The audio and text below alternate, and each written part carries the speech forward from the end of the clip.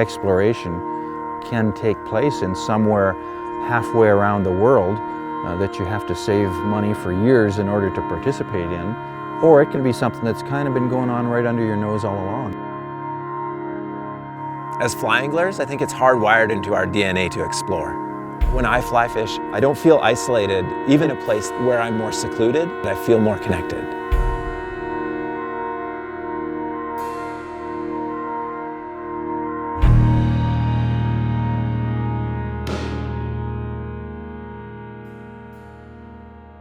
It's one of those classic early season trips, right? Where you're like so excited to get out there fishing, but you're not necessarily going because the conditions are optimal.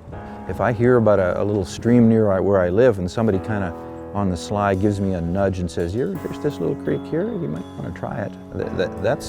That really gets my attention. And this is kind of like that, you know. You ever fish the Kootenai for bull trout in the spring? Say what?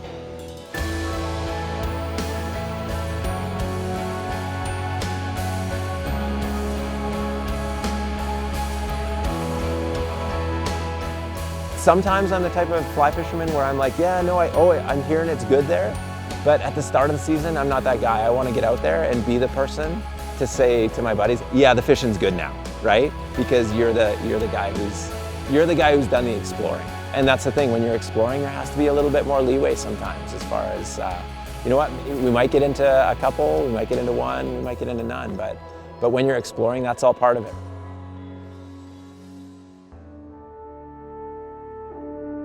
So I learned something about Jim today, and that is that I think that he was spotting me fish. Like I was feeling really good because I'd hooked a few fish, but then I realized, because then he went on this absolute tear.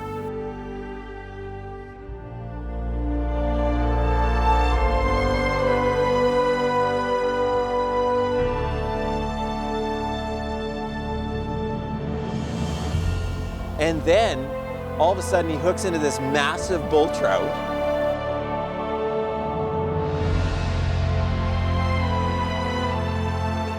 You know, fish that jump are great because they tell you immediately how big they are. Fish that don't jump are also great because they increase the suspense factor of wondering how big the fish is. Yeah, this would be the biggest bull trout I've ever caught, that's for sure. If I catch him.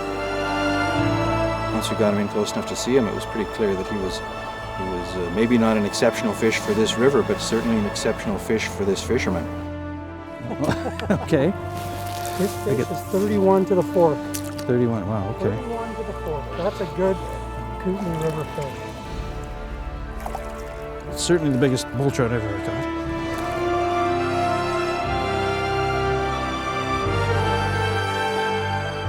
And he's just been on this, like, one fish after another for probably the last 45 minutes. And I've been catching nothing for the last 45 minutes. So I think that what he did was he spotted me because he thought, I'm gonna make sure that I don't kill this poor young man's ego right away. I'll let him catch a few fish and then I'll start trying. Put it back. That beautiful pale salmon pink spots along the side.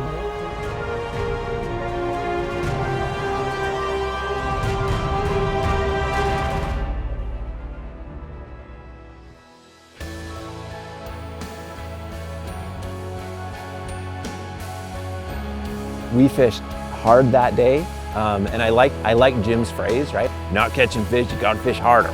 You're always wondering what's around the next bend, you know, should we fish this hole harder? Should we try some more flies? Should we try something different? Or should we just jet upstream and find another hole that, you know, maybe they're stacked up there, and, you know, exploring and going up channels and trying to find new pools and stuff makes it really that much more addictive. You want to feel smart in this game, but I think maybe we're smart because we were persistent, but we were also very fortunate that the conditions were nice and fish were here and the fish were cooperating in a nice way for us. So we had a wonderful day, and it really couldn't have turned out better.